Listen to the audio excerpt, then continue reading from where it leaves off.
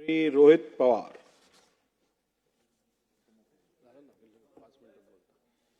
सगळ्यांनाच बोला. अध्यक्ष महोदय, माझे अजित काका, महाराष्ट्राचे अजित दादा, विकासाचा वादा अजित दादा. आजचा हा प्रसंग माझ्यासाठी व सर्वांनाच प्रचंड भावनिक आहे. पवार साहेबांच्या बरोबर ज्यांच्याकडे बघून आम्ही राजकारणात प्रेरणा घेतली, तो आमचा अभिमान, स्वाभिमान, आमचा आधार माझे काका आणि महाराष्ट्राचे अजितदादा यांचा शोक प्रस्तावावर बोलण्यास मी आज या ठिकाणी उभा आहे. मुख्यमंत्री साहेबांनी हा शोक प्रस्ताव या ठिकाणी इथं मांडला आणि या प्रस्तावाला त्या ठिकाणी मी पाठिंबा देतो. जन्मतारीख 22 जुलै 1959, निधनाची तारीख 28 जानेवारी 2026, 66 वर्षे 6 महिने आणि 6 दिवस असा हा त्यांचा आयुष्याचा प्रवास. पायाखालची जमीन सरकणे काय असते ते 28 जानेवारीला आम्ही सर्वांनी तिथं अनुभवलं. अजितदादांचं कार्य समाजकारणाचं असेल, राजकारणाचं असेल, हे 40 वर्षापेक्षा जास्त आहे. माझं वय 40 आहे, म्हणजे माझ्या वयापेक्षा जास्त अनुभव हा अजित काकांचा राजकारणामध्ये त्या ठिकाणी होता. आणि या सगळ्या गोष्टींबद्दल काही मिनिटात बोलणं हे तसं सोपं नाही. कितीही पानं वाचली तरी त्यांचा राजकीय प्रवास, सामाजिक प्रवास, त्यांनी केलेलं कामं, जेवढं बोलेल तेवढं कमी आहे, अशी ही परिस्थिती आहे. 1982 मध्ये छत्रपती सहकारी साखर कारखान्याचे संचालक म्हणून ते निवडून आले.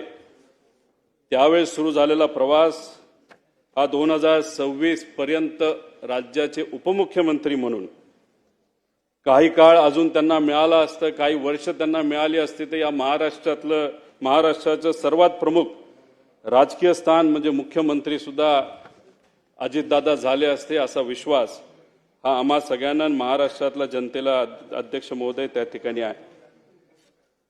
या विधानसभेमध्ये आल्यानंतर अजून सुद्धा दादा कुठं बसलेत आमच्याकडे लक्ष ठेवून असतील.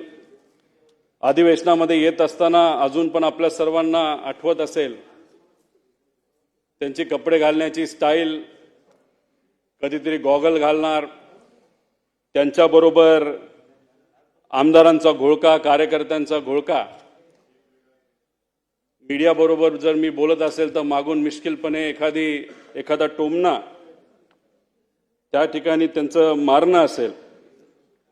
त्याच्याचबरोबर अधिवेशनामध्ये बसल्यानंतर कोण काय बोलतंय, शांतपणे अधिवेशनामध्ये या हाऊसमध्ये काय चाललंय हे बारकाईने अजित काका ते बघत असत. त्याच्याचबरोबर भाषण करत असताना चुकून मध्ये जर कुणी त्या भाषणामध्ये त्यांना अडवलं नाही तर थांबवलं नाही तर खूप आवाज केला तर मिश्किलपणे असंही बोलून जायचे की जास्त आवाज केला तर तू मंत्री होणार नाही याची काळजी मी त्या ठिकाणी घेईल. त्याच्याचबरोबर पवार साहेबांवर चुकून जर कुणी बोललं तर या हाऊसला डोक्यावर घेतलेलं सुद्धा आपण त्या ठिकाणी तिथं बघितलेलं आहे. या हाऊसमध्ये येणारा पहिला नेता कोण असेल तर अजितदादा असायचे आणि हाऊस संपल्यानंतर शेवट जाणारा जर कुठला नेता असेल ते अजितदादा असायचे. त्याच्याचबरोबर आमच्यासारखे नवीन जे आमदार आहेत त्यांना बोलायला मिळतंय का, ते योग्य पद्धतीने बोलतायत का, आणि एखादा विषय मांडला लगेचच्या लगेच तिथं उत्तर देऊन त्या विषयाला मार्ग सुद्धा त्या ठिकाणी ते लावून द्यायचे. अध्यक्ष महोदय, जेवढं दुःख कुटुंबीय म्हणून आम्हाला झालंय तेवढंच दुःख या महाराष्ट्रातल्या प्रत्येक व्यक्तीला तिथं झालेलं आहे. आमच्या बॅचच्या सर्व आमदारांवर ते बारकाईने लक्ष ठेवत असत. कधी चुकलं, कधी काय चुकीचं घडलं, चांगलं भाषण केलं चांगलं भाषण केलं तर चांगले बोलायचे आणि जर चुकलं तर कहाणी त्या ठिकाणी धरायचे.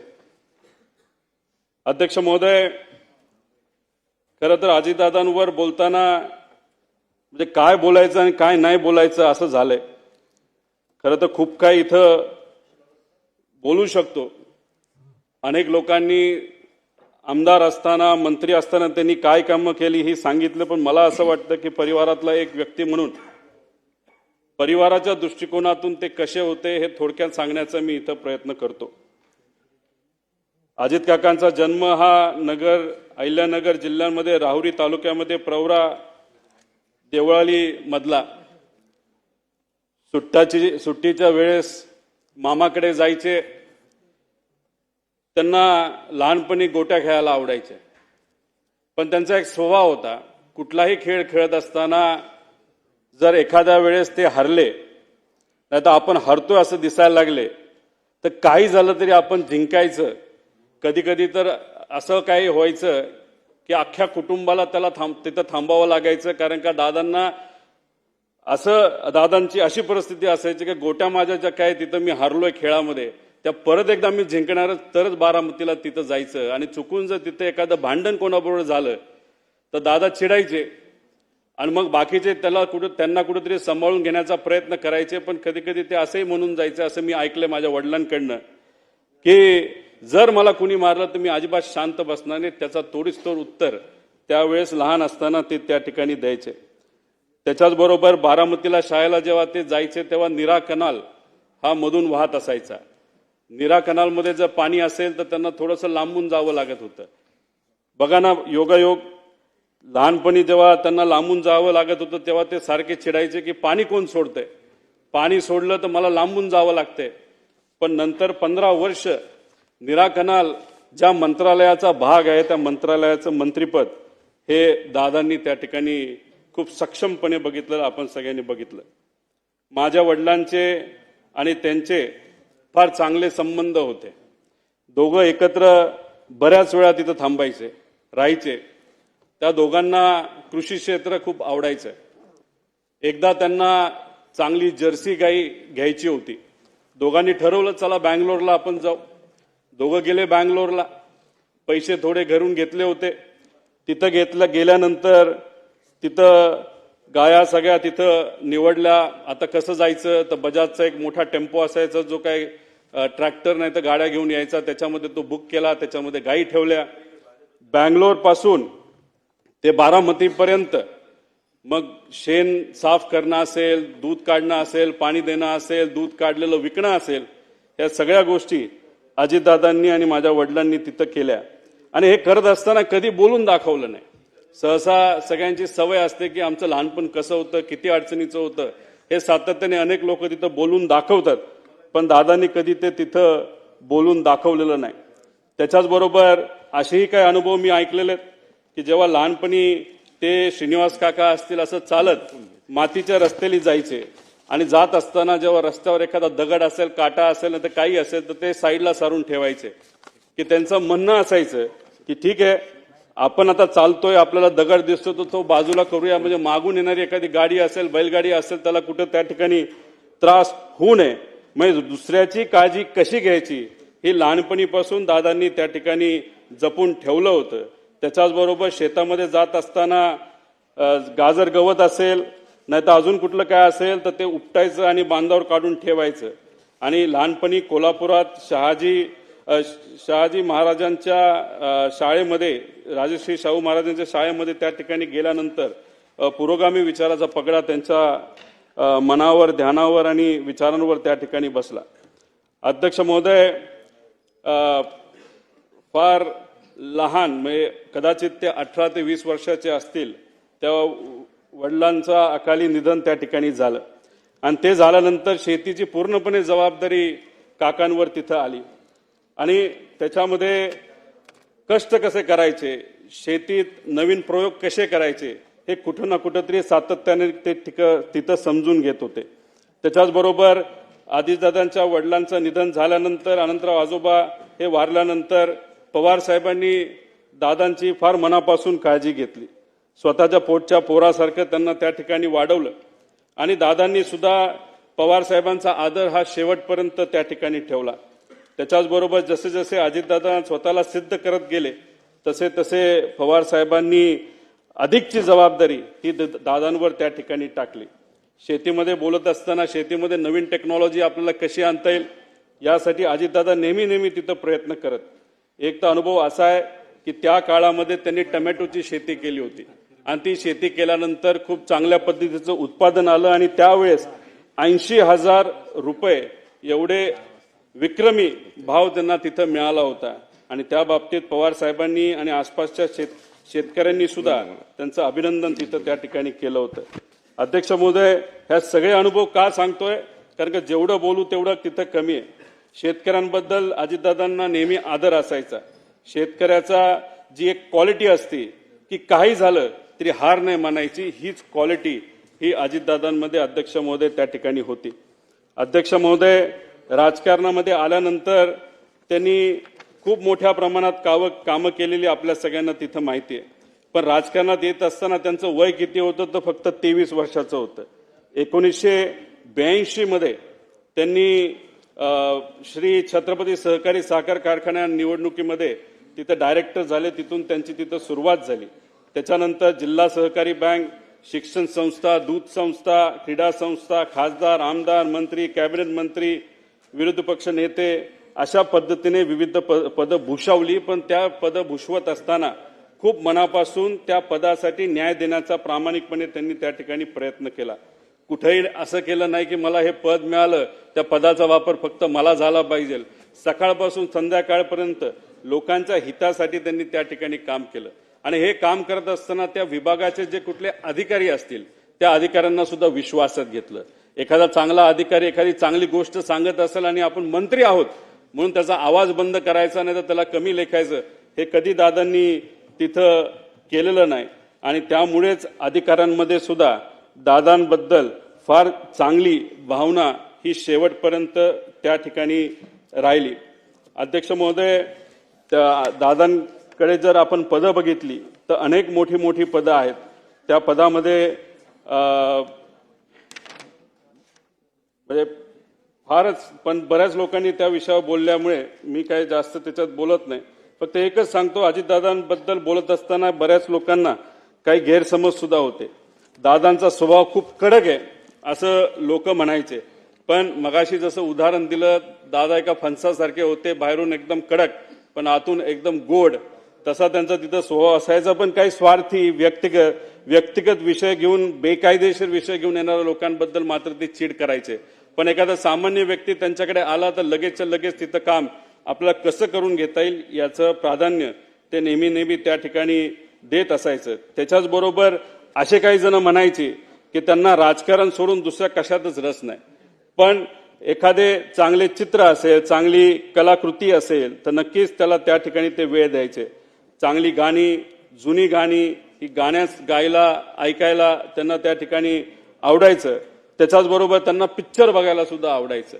पण बहुतांश पिक्चर त्यांचे ते आवडकीचे जे होते ते सर्व जुने पिक्चर होते. खरं तर मी मध्ये त्यांना विनंती केली होती की KGF पिक्चर हे तुम्ही बघा, रॉकी बाय. कारण की एका प्रचारामध्ये मी कुठेतरी बोलून गेलो, आजचे रॉकी बाय कोण आहेत राजकारणात, ते तर दादा आहेत. तर दादा म्हणले, हा कसला पिक्चर तू काढला? म्हणलं, दादा जेव्हा प्रचार होईल, आपण पिंपरी चिंचवडमध्ये सत्तेत येऊ, त्यानंतर आपण दोघं एकत्रित बसून तो पिक्चर बघू. पण ते स्वप्न माझं जे कुठलं छोटं असेल ते त्या ठिकाणी काही पूर्ण होऊ शकत नाही. अध्यक्ष महोदय, खरं तर अजितदादांची दुसरी बाजू, जेव्हा केव्हा एखादा कार्यकर्ता अडचणीत येतो तेव्हा ते मनापासून त्या कार्यकर्त्याला मदत करत असेल. आपण एखाद्या पदावर असलो काय नसलो काय, लोक जेव्हा अडचणीत असायची त्या लोकांना सुद्धा तिथं मदत ते सातत्याने त्या ठिकाणी करत होते. 2005 साली मांढरादेवी दुर्घटनेतील चेंगराचेंगरीत सुमारे 300 जणांचा मृत्यू झाला. अजितदादा लगेचच्या लगेच तिथं गेले. जी काय मदत आपल्याला शासनाकडनं, प्रशासनाकडनं आणि व्यक्तिगत करता येईल ती मदत तिथे असणाऱ्या लोकांना व त्यांच्या नातेवाईकांना तिथं केली. अध्यक्ष महोदय, पक्ष संघटना बांधणीमध्ये सुद्धा त्यांचं खूप मनापासूनचं लक्ष तिथं असायचं. कार्यकर्त्याला काय लागतं, कसं लागतं, त्यांना मदत कशी आपल्याला करता येईल. त्याच्याच बरोबर तरुणांना राजकारणाकडे आकर्षित करणं हे काय सहसा सगळ्यांना जमतं असं नाही.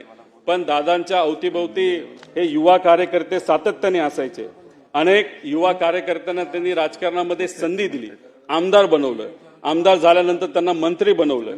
त्यामुळे नवीन कार्यकर्त्याला ताकद देणं हे दादांना खूप मनापासून त्या ठिकाणी माहीत होतं आणि त्यांची ती आवड असायची. निवडणूक कशी लढवावी, कुणाला उमेदवारी द्यावी, कुणाच्या बंडखोरीला छुपा आशीर्वाद द्यावा, सत्तेची मोठ कशी बांधावी, सत्ता कशी मिळवावी, सत्ता कशी टिकवावी आणि सत्ता कशी गाजवावी, हे अजितदादांकडनं आपण सर्वजण शिकू शकतो. अध्यक्ष महोदय, खरं तर दादा जे काम मिळेल ते आपण करायचं. एखादा व्यक्ती आला, त्याला काम सांगितलं, दादांचा मूड जर खराब असेल तर मग चुकून दादा जर त्याच्यावर चिडले तर 5-10 मिनिटांनी परत एकदा ते फोन करायचे, बाबा तुझं काम काय होतं, आणि लगेच ते काम तिथं करून दाखवायचे. पण त्यांना कुठेही इल्लीगल बेकायदेशीर काम हे कधीच आवडत नसायचं. त्याच्याच बरोबर संघटनेसाठी सुद्धा त्यांनी खूप मनापासून वेळ दिला. जेव्हा ते मुंबईत असायचे, गुरुवारी सकाळी 9 ते 12 वाजेपर्यंत मुंबईतल्या राष्ट्रवादी काँग्रेसच्या कार्यालयामध्ये ते बसून असायचे. त्यानंतर शनिवार आणि रविवार हा बारामती आणि पुण्यासाठी असायचा. मुंबईत जेव्हा अजित काका तिथं बसलेले असायचे, चुकून एखादा बारामतीचा कार्यकर्ता जर मुंबईत आला तर प्रेमाने त्याला सांगायचे, जेव्हा मी बारामतीत असेल तेव्हा तू तिथे ये, आता इथं येऊ नको, महत्वाचं काम असेल तर मी इथं करतो, थोड्या दिवस तू थांबायला काय तुला काय हरकत नाही. त्यामुळे वेळेचं योग्य असं नियोजन, समजा एखादी बैठकीची वेळ त्यांनी दिली असेल सकाळी 7ची तर 7ला बैठक चालू व्हायची, 7 ते 10 मिनिटाचा वेळ असेल तर 10ला ती संपायची म्हणजे संपायची. तिथं जाऊन उगाच दुसऱ्या गोष्टी बोलून चालत नसायचं. काम काय, अधिकाऱ्याला विचारायचे, हो होऊ शकतं का, होऊ शकत असेल तर कसं होणार, करायचं असेल तर कसं होणार, किती दिवसात होणार. म्हणजे एवढ्या कमी वेळात, म्हणजे आपण मंत्र्यांकडे जर आज बघितलं आणि त्यांच्या कार्यपद्धतीकडे बघितलं तर दादा एकुलता एक कदाचित मंत्री असा असेल की त्यांनी दिवसा 30 ते 40 बैठका घेतल्या असेल, वेळेत त्या तिथं संपवल्या असतील. आणि दादांनी एक वेगळा पायंडा या राजकारणामध्ये काढला होता. सहसा आपण जर बघितलं तर बरेच नेते हे तोंडावर आपल्याला गोड बोलतात पण नंतर ते काम कधी होत नसतं. पण दादाने एक नवीन पायंडा सुरू केला होता या महाराष्ट्राच्या राजकारणामध्ये. होणार असेल तर लगेच सांगायचं करतो, फोन लावणार, आणि होणार नसेल तर होणार नाही. त्यामुळे लोकांचा वेळ सुद्धा अध्यक्ष महोदय त्या ठिकाणी वाचायचा. त्याच्याच बरोबर मंत्री म्हणून जे सिंचन क्षेत्रातलं काम त्यांनी खूप मोठ्या प्रमाणात केलं. पाटबंधारे मंत्री असताना सुद्धा त्यांनी खूप मोठ्या प्रमाणात कामं केली. विदर्भासाठी, मराठवाड्यासाठी, पश्चिम महाराष्ट्र, कोकण, उत्तर महाराष्ट्र यासाठी त्यांनी तिथं काम केलं. पाणी पुरवठा मंत्री असताना सुद्धा त्यांनी खूप मोठ्या प्रमाणात कामं केली. अर्थमंत्री म्हणून तर एकदम शिस्तीचे मंत्री आणि अर्थमंत्री म्हणून त्यांची तिथं ओळख आहे. 11 वेळा त्यांनी बजेट तिथं सादर केलं आणि ते करत असताना काटकसरीने आपल्याला राज्याची तिजोरी ही कशा पद्धतीने त्या ठिकाणी त्याचं नियोजन करता येईल हे दादांनी आपल्या सर्वांना दाखवून दिलं. कोरोना काळामध्ये आर्थिक अडचण असताना सुद्धा योग्य असं नियोजन करून या महाराष्ट्राचं जे आर्थिक घडी आहे ती त्या ठिकाणी बसवलेली आपण सर्वांनी तिथं बघितली. जिल्हा नियोजन समितीला भरघोस निधी दिला. आमदार निधीमध्ये मोठ्या प्रमाणात वाढ केली आणि ह्या सर्व गोष्टींमुळे या महाराष्ट्राच्या विकासासाठी खूप मोठ्या प्रमाणात मदत त्या ठिकाणी झाली. त्याच्याचबरोबर ऊर्जा मंत्री असताना सुद्धा त्यांनी अशी कधी परिस्थिती आणली नाही की आपल्याला ट्रान्सफॉर्मर पाहिजे, आपल्याला त्या ठिकाणी डीपी पाहिजे आणि डीपी तो एमएसईबीकडे नाहीये. तिथं एवढं पैशाचं नियोजन चांगल्या पद्धतीने केल्यामुळे कोणालाही कुठल्याही शेतकऱ्याला त्या ठिकाणी अडचण झाली नाही. त्याच्याचबरोबर महावितरण, महापरेषण आणि महाजेनको या तिन्ही कंपन्या आर्थिक दृष्टिकोनातून सबलीकरणाकडे दादांनी त्या ठिकाणी नेला. क्रीडा क्षेत्रात तर त्यांचं काम मोठंच आहे. पण मला फक्त एक गोष्ट या ठिकाणी सांगायची की दादांबरोबर असताना जेव्हा दादांवर बिनाबुडाचे त्या ठिकाणी काही गोष्टी बोलल्या जायचे तेव्हा दादांना खूप मोठ्या प्रमाणात वाईट वाटायचं. जनतेच्या विकासाचं राजकारण करत असताना दादांवर नको नको ते आरोप झाले. ज्या दादांनी आयुष्यभर स्वच्छतेचा अग्र धरला त्यांच्या अंगावर आरोपाचे डाग उडवले गेले. त्यावेळी दादा किती अस्वस्थ व्हायचे हे आम्हा सगळ्यांना त्या ठिकाणी माहिती. विशेष म्हणजे यातील एकही आरोप या मंडळींना सिद्ध करता आला नाही. उलट ज्यांनी त्यांच्यावर आरोप केले त्यांनीच नंतरच्या काळामध्ये त्यांची प्रशंसा केलेली आपण सर्वांनी बघितली. मी खरं तर विनंती करतो की आज दादा आपल्यामध्ये नाहीयेत. जे आरोप झाले ते कधी सिद्ध झाले नाही, ते आरोपच होते, नाही तर राजकीय कदाचित भाषणं असू शकतात. आणि मग अशा पद्धतीने जर आरोप त्यावेळेस केले असतील तर आज दादा जर आपल्यात नसतील तर ते आरोप आणि ते डाग आज जर आपल्याला पुसता आले तर त्यासाठी प्रयत्न झाले पाहिजे. त्याच्याचबरोबर देवेंद्र फडणवीस साहेब हे दादांचे जिवलग मित्र म्हणून ओळखले जातात. त्यांना मी विनंती करतो की हे जे खोटे सगळे आरोप आहेत एका गठोड्यात तिथं भरून या समुद्रामध्ये जर टाकून दिले तर मग मला असं वाटतं की त्यांना ती आदरांजली, खऱ्या अर्थाने आदरांजली असं आपल्याला कुठेतरी म्हणावं लागेल. अध्यक्ष महोदय, बाकी संस्थेमध्ये पण त्यांचं कार्य खूप मोठं होतं. काकांनी पीडीसीसी बँक असो, विद्या प्रतिष्ठान असो, VSI, PDEA अशा इतर संस्थांमध्ये सुद्धा खूप चांगल्या पद्धतीने काम केलं. पीडीसीसी बँकेचं नाव हे अख्ख्या भारतामध्ये फार आदराने कोऑपरेटिव्ह सेक्टरमध्ये तिथं घेतलं जातं.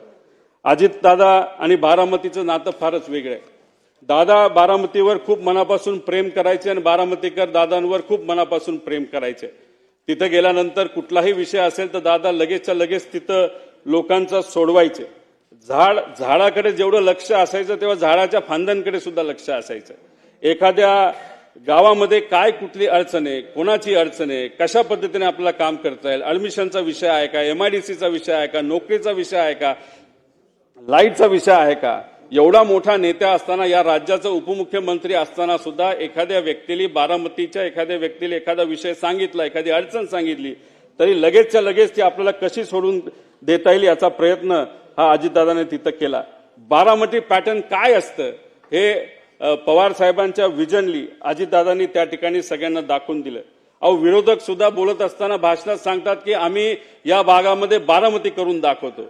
असा एक पॅटर्न हा अजितदादांनी अख्ख्या महाराष्ट्राला सोडा अख्ख्या देशाला तिथं त्या ठिकाणी करून दाखवला. तसंच काहीतरी पिंपरी चिंचवडमध्ये सुद्धा विकासाच्या माध्यमातून तिथं चांगल्या गोष्टी केलेल्या आपण सर्वांनी तिथं बघितल्या. अध्यक्ष महोदय, किती कमिटेड होते दादा काका हे मी तुम्हाला एका उदाहरणाच्या माध्यमातून तुम्हाला सांगतो. पुणे जिल्हाधिकारी कार्यालयाचं उद्घाटन 2014 मध्ये झालं. ही बिल्डिंग कुणी मान्य केली होती तर दादांनी त्याची मान्यता दिली होती. डिझाईन त्यांनी बघितलं होतं. तिथं कॉन्ट्रॅक्टर जो काही कॉम्पिटिटिव्ह बिडिंगच्या माध्यमातून आला होता, त्यानंतर आर्किटेक्ट पासून सगळ्या गोष्टी दादांनी बघितल्या होत्या. फक्त 2014ला सत्ता बदलली आणि त्या बिल्डिंगच्या उद्घाटनासाठी दादांना बोलवलं गेलं नाही.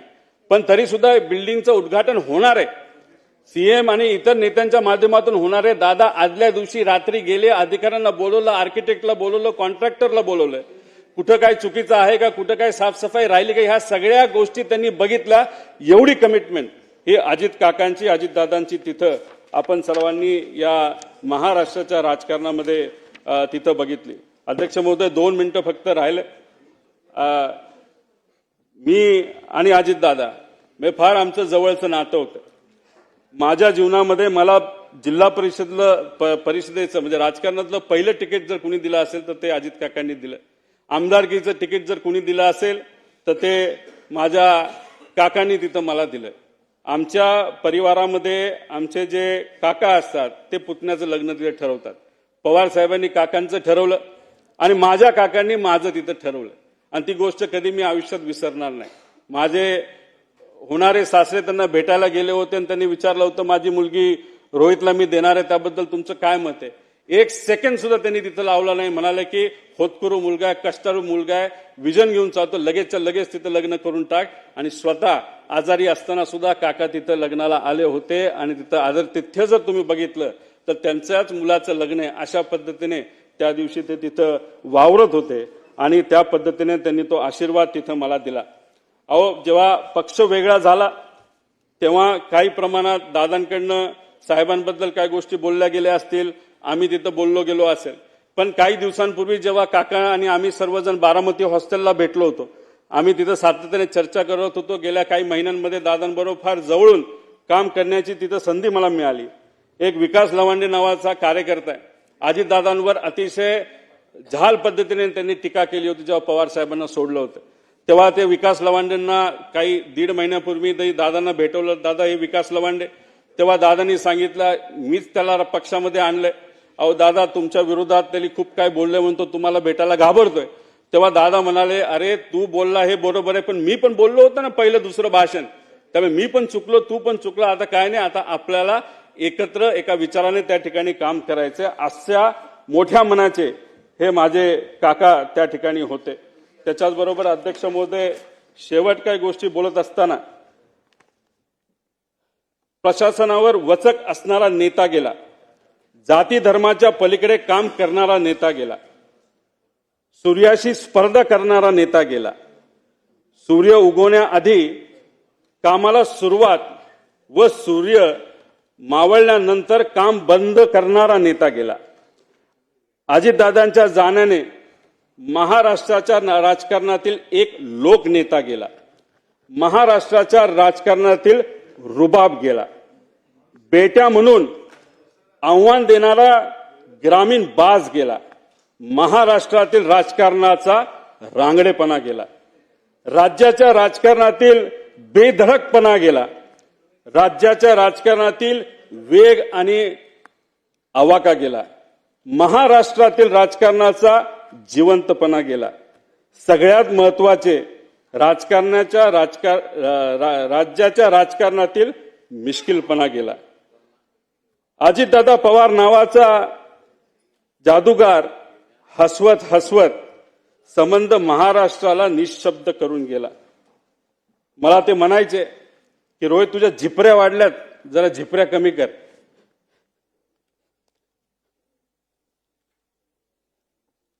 त्या दिवशी एक आदरांजली म्हणून इथं मी माझे केस कापले. ते मला म्हणायचे, तू जरा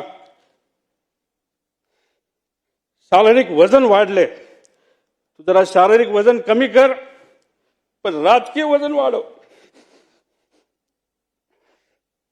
मी नुसतं म्हणायचो हो करतो, पण मी त्यांना शब्द देतो की माझी हेअरस्टाईल मी अशीच ठेवेल, शारीरिक वजन कमी करेल, राजकीय वाढवेल, पण एक गोष्ट मात्र खरी. ते मला म्हणायचे, वरचं बटन वरपर्यंत लावत जा, पण काकांना एक सांगायचे, 40-50 वर्षानंतर मी तेव्हा तुम्हाला भेटेल, तोपर्यंत मी बटन असंच उघडे ठेवणार, त्यावेळेस मात्र तुम्हाला भेटल्यानंतर हे बटन मी त्या ठिकाणी लावेल, कारण शेवटी हे बटन असं ठेवल्यानंतर तुमची आठवण त्या ठिकाणी मला नक्कीच त्या ठिकाणी येईल.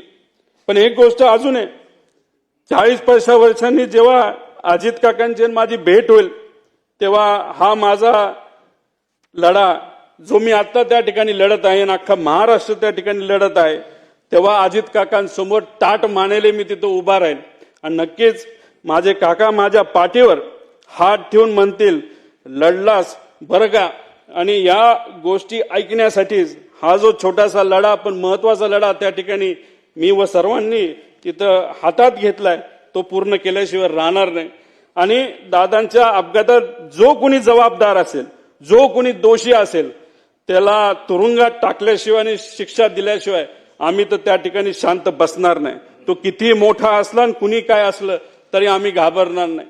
त्याच्याच बरोबर मला काकींना या ठिकाणी सांगायचं, काकी तुमच्या राजकीय पुढच्या प्रवासामध्ये या छोट्या कार्यकर्त्यांचं तुमच्या या पुतण्याचं जिथं कुठं तुम्हाला मदत लागेल ती मदत करण्यासाठी मी सदैव त्या ठिकाणी तयार असेल. एवढंच या ठिकाणी सांगतो, जेवढं बोलेल तेवढं कमी आहे. पण आमच्या या काकांच्या विचारावर, काकांच्या स्टाईलनी मी नक्कीच येणाऱ्या काळामध्ये लोकांच्या हितासाठी, महाराष्ट्राच्या हितासाठी त्या ठिकाणी काम करत राहील. धन्यवाद. रामकृष्ण.